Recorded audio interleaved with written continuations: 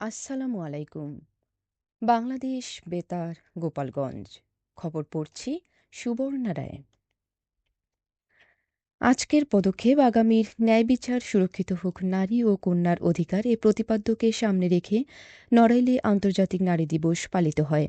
এ উপলক্ষে গতকাল জেলা প্রশাসকের কার্যালয় চত্বর থেকে একটি র্যালি বের হয়ে আদালত সড়ক প্রদক্ষিণ শেষে একই স্থানে এসে শেষ হয়। পরে জেলা প্রশাসকের সম্মেলন কক্ষে আলোচনা সভা অনুষ্ঠিত হয়। জেলা প্রশাসক ডক্টর মোহাম্মদ আব্দুল সালামের সভাপতিত্বে নড়াইলে ১ ও ২ আসনের সংসদ সদস্য বিশ্বাস জাহাঙ্গীর আলম ও আতাউর রহমান বাচ্চু, অতিরিক্ত পুলিশ সুপার নুরি আলম সিদ্দিকী, জেলা মহিলা বিষয়ক অধিদপ্তর উপপরিচালক মৌসুমী মজুমদার ও বিভিন্ন নারী সংগঠনের প্রতিনিধিসহ সংশ্লিষ্টরা এ সময় উপস্থিত ছিলেন। এর আগে জেলা প্রশাসকের কার্যালয় চত্বরে সমাবেশ ও নারী উদ্যোক্তাদের তৈরি কৃতপণ্য প্রদর্শন করা হয়। এদিকে মাদারীপুরে আন্তর্জাতিক নারী দিবস উপলক্ষে গতকাল কালকিনি উপজেলা পরিষদ হলরুমে এক আলোচনা সভা অনুষ্ঠিত হয়। মাদারীপুর-৩ আসনের সংসদ সদস্য আনিসুর রহমান তালুকদার খোকন এতে প্রধান অতিথি হিসেবে উপস্থিত ছিলেন। উপজেলা নির্বাহী কর্মকর্তা সাইফুল আরিফিন অনুষ্ঠানের সভাপতিত্বে উপজেলা মহিলা বিষয়ক কর্মকর্তা হামিদা বেগম, কালকিনি উপজেলা বিএনপির সাবেক সভাপতি ফজলুল হক ব্যাপারী সহ বিভিন্ন শ্রেণী পেশার মানুষ এ সময় উপস্থিত ছিলেন। অনুষ্ঠানে বক্তারা নারী নিরাপত্তা, সমতা ও শিক্ষার গুরুত্বের কথা তুলে ধরেন। এছাড়া ফরিদপুর ও শরীয়তপুরে বিভিন্ন কর্মসূচির মধ্য দিয়ে আন্তর্জাতিক নারী দিবস পালিত হয়। গোপালগঞ্জ-৩ আসনের সংসদ সদস্য এস এম জিলানী বলেছেন, নির্বাচনী এলাকার মানুষের বিশ্বাস ও আস্থার অবমাননা করবেন না। তিনি বলেন, এলাকা ঘুরে মানুষের সমস্যার কথা শুনবেন এবং সংসদে তা তুলে ধরবেন। গতকাল কোটালীপাড়া আদর্শ সরকারি কলেজ মাঠে উপজেলা বিএনপি ও সহযোগী সংগঠনের আয়োজিত ইফতার ও দোয়া অনুষ্ঠানে প্রধান অতিথির বক্তব্যে তিনি একথা বলেন। তিনি আরও বলেন, রাস্তাঘাট, শিক্ষা প্রতিষ্ঠান ও ধর্মীয় প্রতিষ্ঠান সহ এলাকার সকল উন্নয়নে কাজ করবেন এবং এজন্য তিনি সকলের সহযোগিতা কামনা করেন।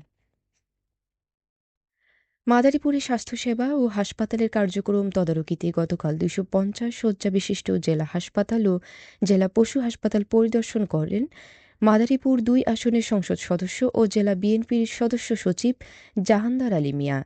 পরিদর্শনকালে হাসপাতালে চিকিৎসক, কর্মকর্তা ও কর্মচারীর উপস্থিতি রোগীদের চিকিৎসা সেবা এবং সেবার মান খতিয়ে দেখেন।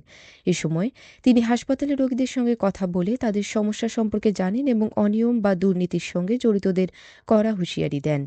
সংসদ সদস্য জানান, স্বাস্থ্যসেবা নিশ্চিত করতে নিয়মিত নজরদারি অব্যাহত থাকবে।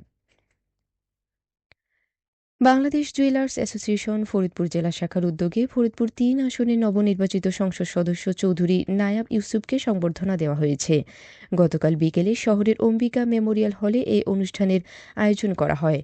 অনুষ্ঠানে প্রধান অতিথির বক্তব্যে সংসদ সদস্য নায়াব ইউসুফ জাতীয় সংসদ নির্বাচনে তাকে সমর্থন দেওয়ার জন্য হিন্দু সম্প্রদায়ের প্রতি কৃতজ্ঞতা প্রকাশ করেন। তিনি বলেন, সকলের সহযোগিতা নিয়ে ফরিদপুর সদর-৩ আসনের উন্নয়নে কাজ করে যেতে চান। অনুষ্ঠানে বিশেষ অতিথি হিসেবে উপস্থিত ছিলেন ফরিদপুর জেলা বিএনপির সদস্য সচিব এ কে কিবরিয়া স্বপন, যুগ্ম আহ্বায়ক জুলফিকার হোসেন জুয়েল সহ অন্যান্যরা। অনুষ্ঠান শেষে সংসদ সদস্য ইফতার মাহফিলে অংশ নেন। শরীয়তপুরে জেলা পুলিশের কিট প্যারেড অনুষ্ঠিত হয়েছে। গতকাল শরীয়তপুর পুলিশ লাইনসে জেলা পুলিশের সদস্যদের অংশগ্রহণে এই কিট প্যারেড অনুষ্ঠিত হয়। অতিরিক্ত পুলিশ সুপার প্রশাসন ও অর্থ শেখ শরীফুজ্জামান প্যারেড পরিদর্শন করেন। এ সময় তিনি পুলিশ সদস্যদের শৃঙ্খলা, পেশাদারিত্ব এবং দায়িত্ব পালনে আরও সচেতন হওয়ার নির্দেশনা দেন। প্যারেডে পুলিশ সদস্যদের ইউনিফর্ম, প্রয়োজনীয় সরঞ্জাম ও দাপ্তরিক উপকরণ সঠিকভাবে সংরক্ষণ ও ব্যবহার করা হচ্ছে কিনা তা পর্যবেক্ষণ করা হয়। অনুষ্ঠানে জেলা পুলিশের বিভিন্ন পদমর্যাদার কর্মকর্তা ও সদস্যরা উপস্থিত ছিলেন। গোপালগঞ্জের মুকসুদপুরে পুকুরের পানিতে ডুবে রোহান নামে এক শিশুর মৃত্যু হয়েছে। গতকাল উপজেলার মোচনা ইউনিয়নের নওহাটা গ্রামে এ ঘটনা ঘটে।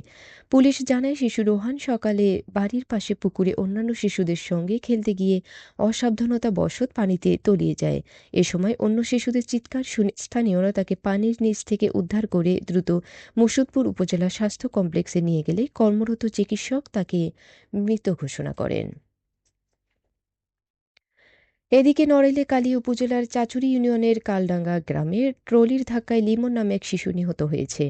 গতকাল সকালে কালডাঙ্গা গ্রামের সড়ক পারাপারের সময় ট্রলিটি তাকে ধাক্কা দেয়। পরে গুরুতর আহত লিমনকে নড়াইল জেলা হাসপাতালে নেওয়া হলে চিকিৎসক মৃত ঘোষণা করেন। নড়াইল সদর থানার ভারপ্রাপ্ত কর্মকর্তা মোহাম্মদ অলি মিয়া জানান, আইনগত প্রক্রিয়া শেষে নিহতের মরদেহ পরিবারের কাছে হস্তান্তর করা হবে। জানিয়ে দিচ্ছি ইফতার ও সেহরির সময়সূচি। আজ ১৯ রমজান গোপালগঞ্জ ও এর পার্শ্ববর্তী এলাকার সময় অনুযায়ী আজকের ইফতার সন্ধ্যা ৬টা ৮ মিনিটে ও আগামীকাল সেহরির শেষ সময় ভোর ৪টা বেজে ৫৮ মিনিটে। সবশেষে আবহাওয়া।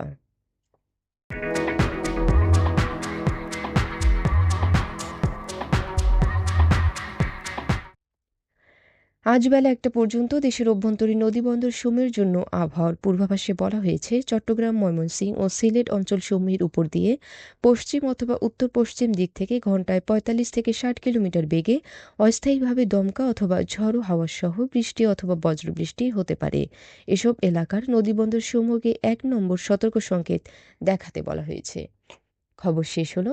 আমাদের পরবর্তী খবর প্রচারিত হবে আগামীকাল সকাল ৮টা বেজে ৩০ মিনিটে বাংলায়।